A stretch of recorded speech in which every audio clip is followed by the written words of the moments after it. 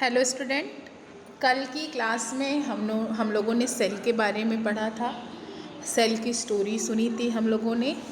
आज की क्लास में हम लोग एसिड बेस जो है उसके बारे में जानेंगे या फिर एसिड बेस और सॉल्ट के बारे में जानेंगे। देखो, एसिड और बेस हमारी लाइफ में, डेली लाइफ में हर जगह प्रेजेंट होता है। जैसे में एसिड में हम लेमन मतलब सिट्रिक एसिड्स, कर्ड मतलब लैक्टिक एसिड्स, विनेगर मतलब एसिटिक एसिड है। बेसिस में हमारा सोप है, टूथपेस्ट है, अमोनिया सोल्यूशन है और ब्लीचिंग पाउडर होता है। देखो, एसिड और बेस सिर्फ बायोकेमिस्ट्री या फिर केमिस्ट्री में ही नहीं बल्कि ह्यूमन्स बॉडी के लिए भी काफ़ी इम्पॉर्टेंट रोल प्ले करता है। ब्लड का पीएच मेंटेन करना हो, डाइजेशन करना हो, मेटाबॉलिज्म्स हो या फिर एंजाइम्स एक्टिविटी, सब में एसिड बेस के बैलेंस पे ही क्या करता है, डिपेंड्स करता है। साइंटिस्ट ने एसिड और बेस को एक्सप्लेन करने के लिए अलग अलग तरीके की थ्योरी को दी है, जिसमें है हमारी अरहेनियस थ्योरी और ब्रोंस्टेड-लॉरी थ्योरी और लेविस थ्योरी है। तो सबसे पहले हम लोग अरहेनियस थ्योरी के बारे में पढ़ेंगे। तो एक स्वीडिश साइंटिस्ट थे जिसका नाम था अरहेनियस। उन्होंने 1887 में एसिड्स और बेस की पहली साइंटिफिक स्टोरी दी। इस थ्योरी में सिर्फ एक्वस सॉल्यूशन मतलब वाटर्स में एक्सप्लेन करने के लिए एसिड और बेस कैसे बिहेव करते हैं इसके बारे में उन्होंने समझाया था। उन्होंने कहा था कि an acid is a substance that is dissociated in water to produce in a hydrogen ion. उन्होंने कहा कि जब एसिड्स पानी में डिज़ोल्व होता है तो हाइड्रोजन आयन रिलीज होते हैं। फॉर एग्जांपल दैट आपने हाइड्रोक्लोरिक एसिड मतलब HCl के बारे में सुना होगा। तो HCl जैसे वाटर में डिज़ोल्व होता है तो उसका हाइड्रोजन अलग हो जाता है और उसकी क्लोरीन जो है वो अलग हो जाती है। जैसे नाइट्रिक एसिड्स हैं, जब इसे हम वाटर्स में डिज़ोल्व करते हैं तो जो इसका हाइड्रोजन आयल है एक तरफ हो जाता है, जो इसके नाइट्रोजन्स हैं वो अलग हो जाते हैं। इसी तरह सल्फ्यूरिक एसिड में भी जो सल्फ़र है वो अलग हो जाता है और हाइड्रोजन्स ऑयल जो है वो अलग हो जाती है। दूसरी चीज़ उन्होंने समझाई थी कि बेस क्या होता है। तो base is a substance that dissociated in water to produce OH ion. मतलब उन्होंने ये कहा कि बेस जैसे ही वाटर्स में डिज़ोल्व होता है उसकी जो हाइड्रोक्सिड आयन है मतलब OH जो है वो रिलीज़ हो जाती। जैसे सोडियम हाइड्रोक्साइड को जैसे हम वाटर्स में डालते हैं तो सोडियम अलग हो जाता है और OH अलग हो जाता है। उसी तरह पोटेशियम हाइड्रोक्साइड में पोटेशियम अलग हो जाता है और हमारा हाइड्रोक्सिक एसिड भी जो है आयन जो है वो भी अलग हो जाता है। उसी तरह कैल्शियम हाइड्रोक्साइड्स में कैल्शियम अलग हो जाता है और हाइड्रोक्साइड अलग हो जाती है। फिर उन्होंने एक और चीज़ बताई कि जब एसिड और बेस रिएक्ट करते हैं तो सॉल्ट प्लस वाटर्स बनते हैं। मतलब NaOH, अगर मान लो NaOH को हम HCl के साथ मिक्स करेंगे तो NaCl और H2O मतलब एसिड को बेस के साथ जोड़ेंगे तो सॉल्ट्स और जो है वाटर्स का फॉर्मेशन होगा। देखो, दैट इज़ द स्ट्रक्चर। ये एक डायग्रामेटली समझाया गया है। देखो, मान लो कोई हाइड्रोजन के साथ मान लो जहाँ A लिखा है वहाँ पे Cl हो जाता, मान लो हाइड्रोक्लोरिक हो जाता तो हाइड्रोजन अलग हो जाती और जो हमारा जो Na है, जैसा आप लोगों को स्क्रीन पे ये जो इमेज दिख रही है इसमें देखो, मान लो जहाँ पे A लिखा हुआ है उसको समझो कि दैट इज़ द एसिड मतलब इसके साथ जुड़ा हुआ है HCl मतलब हाइड्रोक्लोरिक जुड़ा हुआ है। और जैसे ही उसको हम वाटर्स में डिज़ोल्व करेंगे तो हाइड्रोजन आयन बाहर हो जाएगा और जो हमारा क्लोरीन है वो उससे डिसअपेयर हो जाएगा। उसी तरह दूसरे रिएक्शंस में जहाँ MaOH लिखा है वहाँ पे सोचो M की जगह सोडियम है। सोडियम हाइड्रोक्साइड को जैसे हम वाटर्स में डिज़ोल्व करेंगे दैट इज़ फॉर्म टू जो हमारा सोडियम है वो अलग हो जाएगा और हाइड्रोक्सिक आयन को अलग कर देगा। उसी तरह जब हम एसिड और बेस मतलब सिर्फ किसी वाटर्स में नहीं, एसिड और बेस को ही एक दूसरे में मिलाएंगे, दैट इज़ फॉर्म टू क्या वाटर्स फॉर्म होगा और उसके साथ साथ सॉल्ट का फॉर्मेशन होगा। जो इनकी जो आर्हेनियस थी उनकी जो थ्योरी थी काफ़ी सिंपल थी। उसमें उन्होंने सिर्फ क्या किया, बहुत सारे प्रॉपर्टीज़ और रिएक्शन जो है वो एसिड्स और बेसिस के कराए, जैसे हाइड्रोक्लोरिक एसिड का, सोडियम हाइड्रोक्साइड्स का, जिससे एक न्यूट्रल सॉल्यूशन जो है फॉर्म हुई टेबल सॉल्ट का। ठीक है, ऐसे ही जो अर्नियस थ्योरी थी वो किसी विदाउट फ्ले, ये किसी तरीके का प्रूफ नहीं था। सिर्फ उन्होंने क्या किया, अमोनिया को जिसमें do not contain in hydroxide ion, acid base reaction को ऑब्जर्व किया सॉल्यूशंस में, do not contain into water, तो वो देखा गया कि वो धीरे धीरे डिज़ोल्व हो रहे हैं और एक एडवांस एसिड बेस का फॉर्मेशन हुआ। लेकिन अर्नियस जो थे उनके कुछ मेडिकल से इम्पॉर्टेंस है, जैसे कि उन्होंने ये बताया कि जो ब्लड का जो पीएच मतलब ह्यूमन का जो ब्लड होता है वो नॉर्मली जो उसका पीएच होता है वो 7.35 टू 7.4 होता है। इस बैलेंस को मेंटेन रखना बहुत ज़रूरी है। जो स्टमक में हमारा हाइड्रोक्लोरिक एसिड होता है मतलब HCl है, जो फूड्स के डाइजेशंस में हेल्प करता है।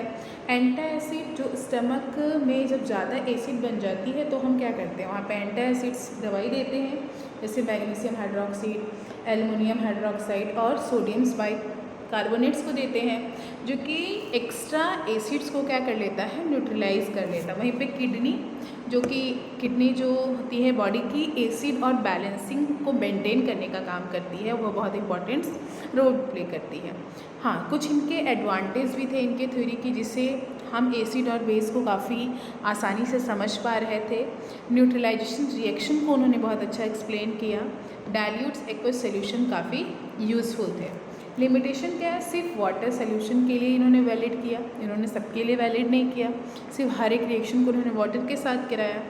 इन्होंने कभी भी नॉन रिएक्शंस नहीं कराया, मतलब जो ऐसा एक्वस बिना एक्वस के कोई रिएक्शंस नहीं कराया। हमेशा ऐसे सब्सटेंस को एक्सप्लेन नहीं किया जो OH रिलीज किए बिना बेस की तरह बिहेव करने लगे। तो इसकी वजह से थोड़ा से डिसएडवांटेज रहा इनकी थ्योरी को लेके। फिर क्या हुआ, फिर एक फ्लो चार्ट की तरह समझते हैं।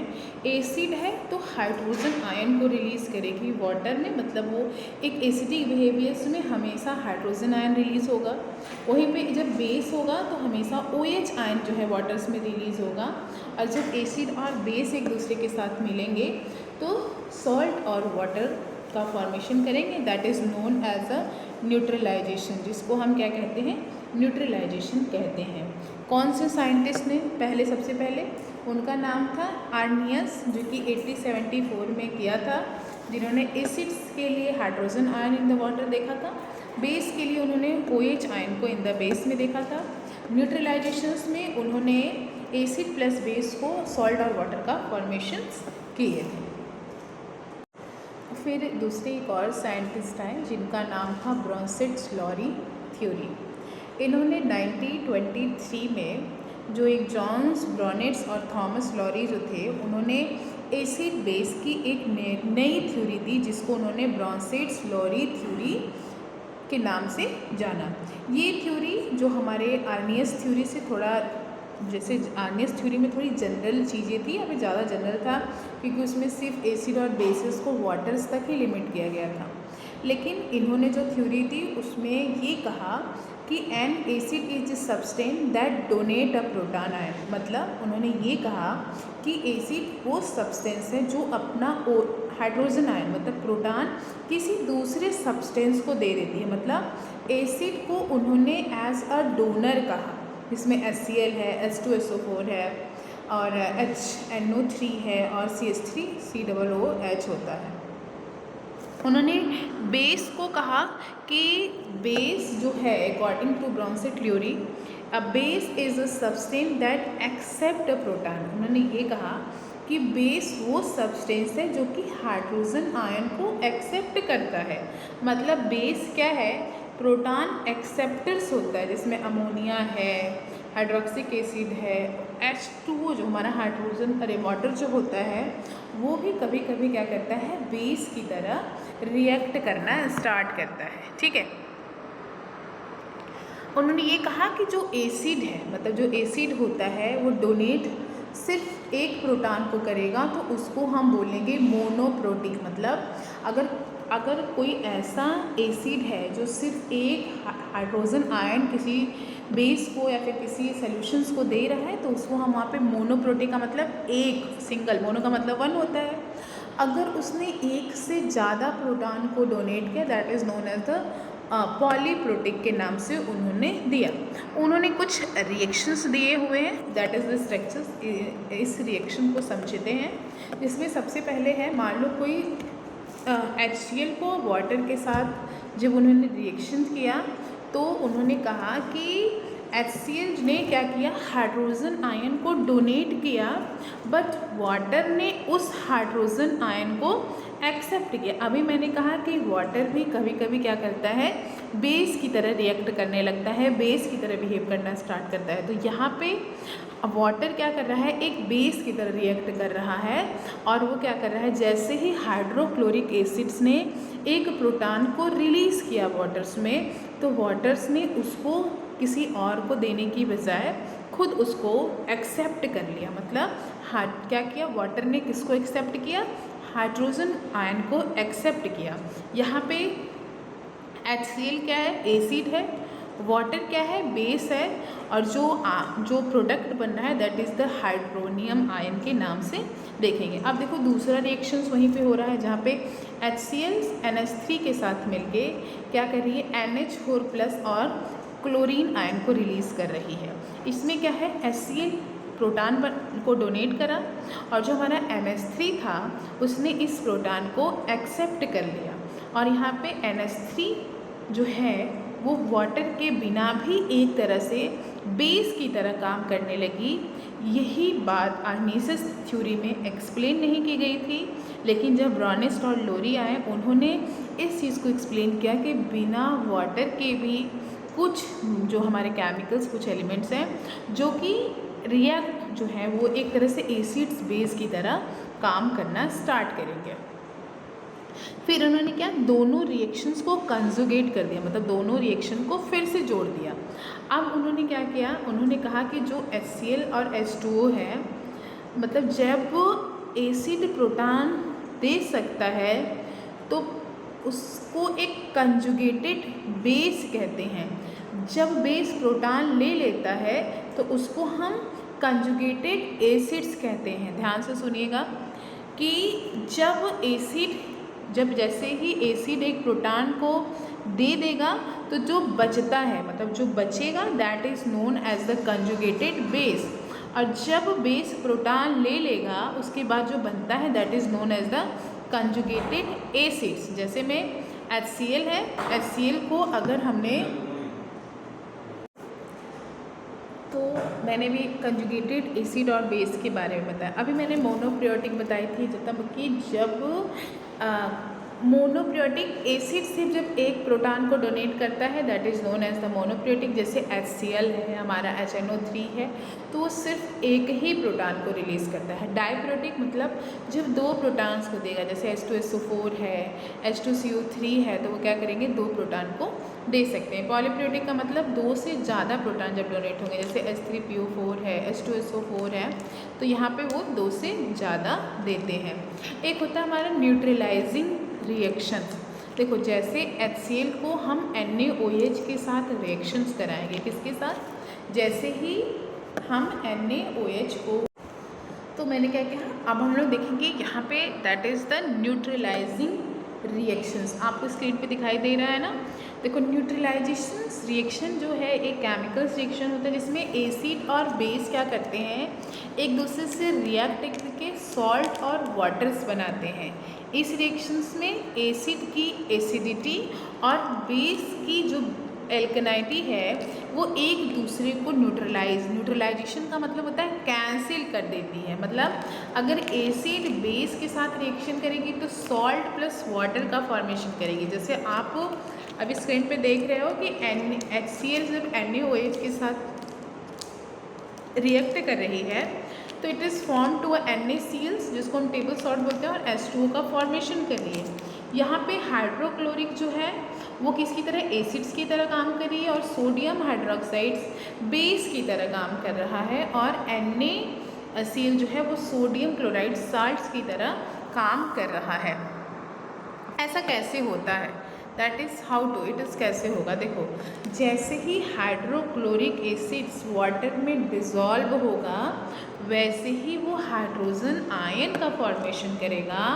अब बेस जैसे ही वाटर में डिज़ोल्व होगा वो हाइड्रोक्सिक आयन का रिलीज करेगा। अब ये H और OH मिल के वाटर का फॉर्मेशंस कर देंगे और इधर क्या जो बचा हुआ सोडियम और क्लोराइड्स हैं वो एक दूसरे के साथ कंबाइंड होके सॉल्ट का फॉर्मेशन कर देते हैं। जैसे हम अगर किसी को एंटा एसिड देते हैं, मतलब अगर स्टमक में एक्स्ट्रा जो है स्टमक एसिड मतलब HCl अगर जब ज़्यादा हो जाता है जिसकी वजह से एसिडिटी वगैरह कॉज होती है या फिर बर्निंग होती है तो हम एंटा एसिड देते हैं। तो एंटा एसिड में मतलब मैग्नीशियम हाइड्रोक्साइड और उसमें एल्युमिनियम हाइड्रोक्साइड होती है जो कि एक्सेस एसिड्स को न्यूट्रलाइज करती है और गैस से रिलीव करती है। जैसे pH वगैरह है, pH क्या करता है, जैसे ब्लड्स का pH है, बेसिकली ब्लड का pH जो है वो 7.35 to 7.45 होता है जो कि एक इसेंशियल है हमारी बॉडी के नॉर्मल फंक्शंस के लिए। फिर हमारा इंडस्ट्रियल यूजेस में भी, जैसे न्यूट्रलाइजेशन का यूज़ हम फार्मा में भी कर रहे हैं, इंडस्ट्रीज में कर रहे हैं। ट्रीटमेंट ऑफ एसिड और एल्कलाइन वेस्ट जो है बिफोर द डिस्पोजल्स भी किया जाता है।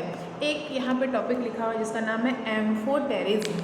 Amphoterism is a property of substance to behave both acid and base depending on the substance it react with। मतलब ऐसे सब्सटेंस जिसमें क्या होती है, कोई जो सब्सटेंस है जो कि एसिड और बेस दोनों की तरह बिहेव करता है, मतलब ये डिपेंड करता है कि उसने किसके साथ रिएक्ट किया है। ऐसे सब्सटेंस को हम एम्फोटेरिक सब्सटेंस कहते हैं।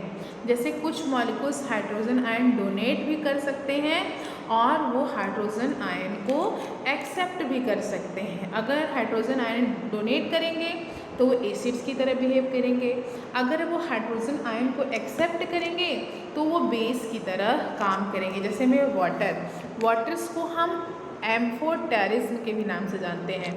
जहाँ पे ज़रूरत हुआ वो हाइड्रोजन को रिलीज़ भी करेगा और कहीं पे भी वो वाटर को क्या करता है, एक्सेप्ट भी करने का काम करते हैं।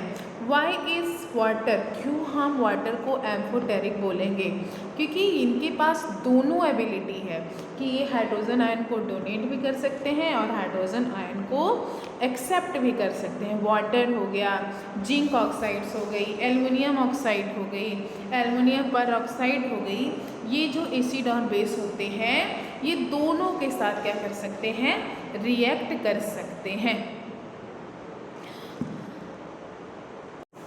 अब हम लोग जानेंगे वीक और स्ट्रॉन्ग एसिड क्या होता है या फिर वीक या फिर स्ट्रॉन्ग बेस क्या होता है। तो एसिड और बेस को उनकी आयोनाइजेशंस मतलब डिसएसोसिएशन जो उनका मतलब बेसिक अगर मान लो बेसिक पे जो है स्ट्रॉन्ग है या फिर वीक है उसकी कैटेगरीज में डिवाइड किया जाता है। मतलब स्ट्रॉन्ग एसिड और बेस जो है वो वाटर्स में लगभग 100% आयोनाइज्ड हो जाएंगे, वहीं पे अगर वीक एसिड और बेस हैं तो वो पार्शियली आयोनाइज्ड होंगे। मतलब स्ट्रॉन्ग या फिर वीक का मतलब यहाँ पे कंसंट्रेशंस नहीं होता है, ये सिर्फ आयोनाइजेशन को शो करती है कि मतलब ये एलिमेंट्स कितना आयोनाइज्ड हो सकता है। तो स्ट्रॉन्ग एसिड वो एसिड है जो कम्प्लीटली डिसोसिएट हो जाए, मतलब 100% जो आयोनाइज्ड हो जाएगा वाटर्स में और वो large number of hydrogen ion को रिलीज़ करेगा, that is known as strong acids. मतलब अगर मान लो हाइड्रोजन के साथ कोई भी एलिमेंट्स ऐड है, अगर वो पूरी तरह से हाइड्रोजन आयन को अपने से रिलीज़ कर दे तो उसको हम स्ट्रॉन्ग एसिड्स बोल सकते हैं। ऑलमोस्ट सारे एसिड मॉलिक्यूल्स जो हैं वो हाइड्रोजन आयन को रिलीज़ करते हैं। जैसे हाइड्रोक्लोरिक एसिड्स है जो कि स्टमक में नेचुरली प्रेजेंट होता है और डाइजेशंस में हेल्प करता है, तो it is a break down to in a hydrogen plus chlorine में कन्वर्ट हो जाता है। लैब में यूज़ करने, इंडस्ट्रीज़ में यूज़ करने के लिए नाइट्रिक एसिड्स होता है जो कि जब इसका ब्रेक डाउन होता है तो ये भी पूरी तरह से हाइड्रोजन आयन को रिलीज़ कर देता है। वहीं पर सल्फ्यूरिक एसिड्स जो बैटरी वगैरह के बैटरी एसिड्स के नाम से भी इसको जानते हैं और ये बहुत कोरेसिव होता है, तो ये भी क्या करते हैं, ये भी जब इनका ब्रेक डाउन होता है वाटर्स में तो 100% होता है और ये पूरी तरह से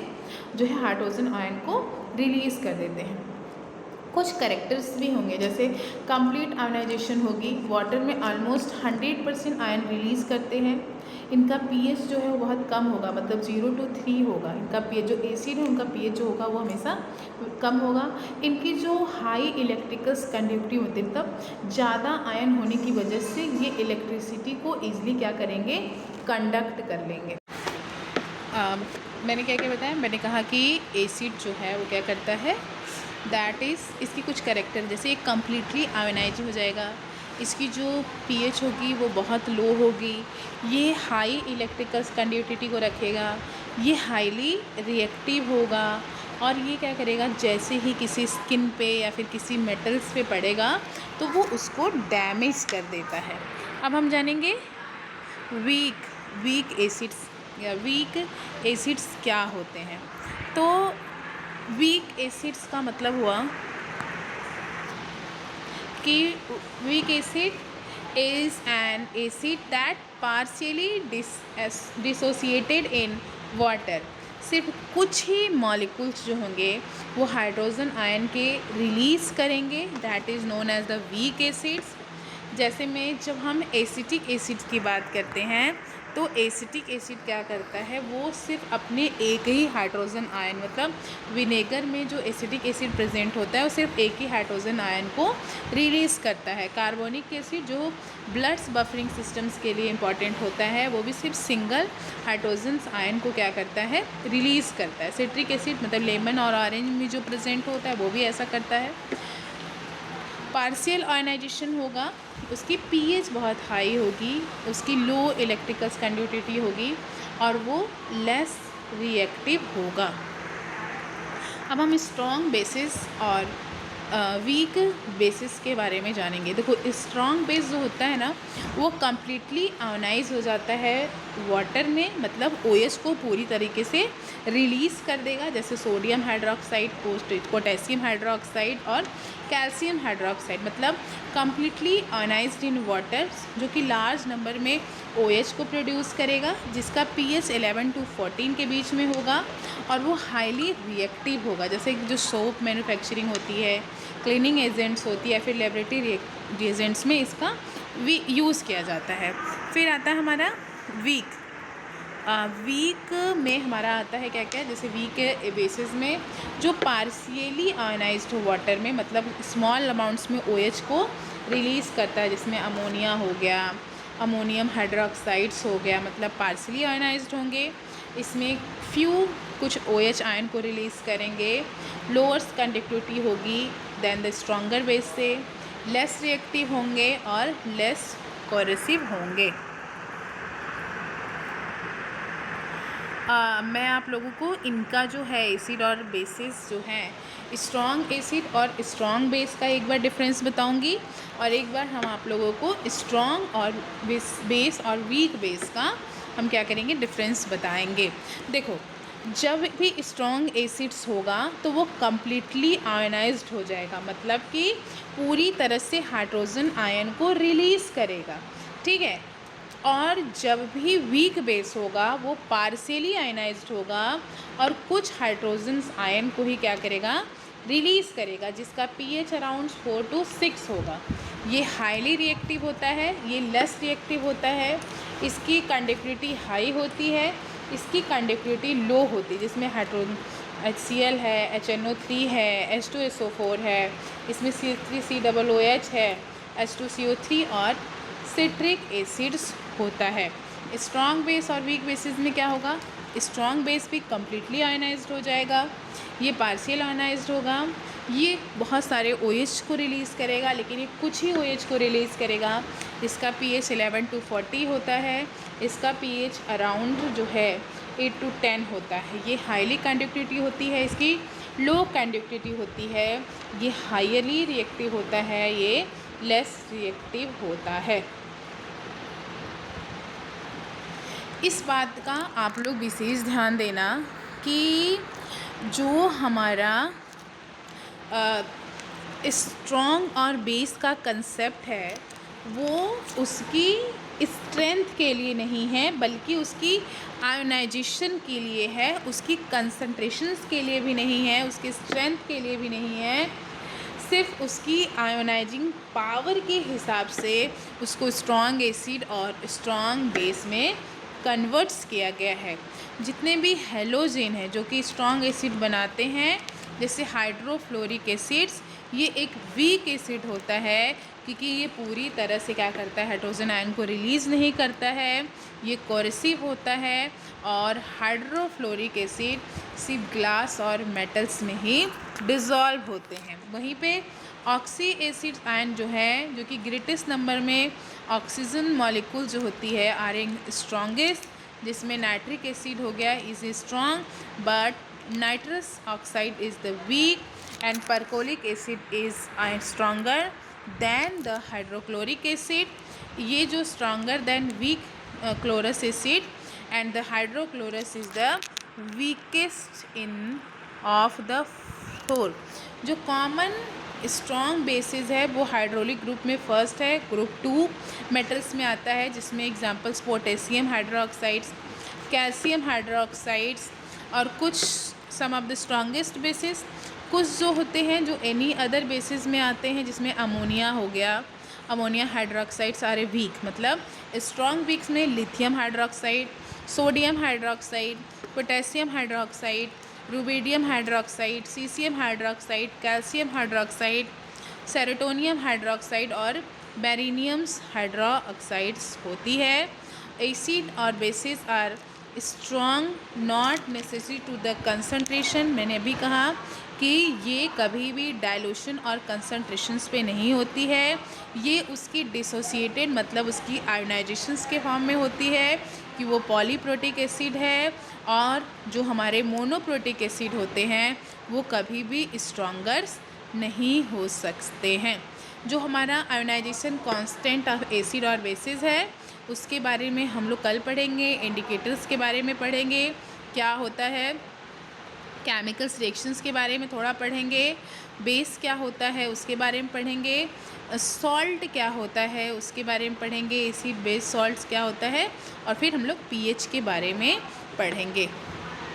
मैं आप लोगों को एक इम्पॉर्टेंट बात बताने जा रही हूँ। अगर आपने BMS किया है, BHMS किया है, BNYS किया है, तो आप लीगल्स वे में प्राइमरी स्टेज पे एलोपैथिक प्रैक्टिस करना चाहते हैं, तो मैं आपको एक लीगल्स गवर्नमेंट कोर्सेज़ के बारे में बता रही हूँ जिसका नाम है CCS, जिसकी पूरी 1 साल की कोर्स जो है वो 25,000 की है। अगर आपको इस कोर्सेज़ के बारे में कोई भी जानकारी चाहिए तो हमारे दिए गए नंबर पे आप कॉल करिए। आपको इस सब्जेक्ट से रिलेटेड जितनी भी नॉलेज है, जो आपके कंसेप्ट हैं, क्या होता है, कैसे होता है, सबके बारे में आपको अच्छे से बताया गया है।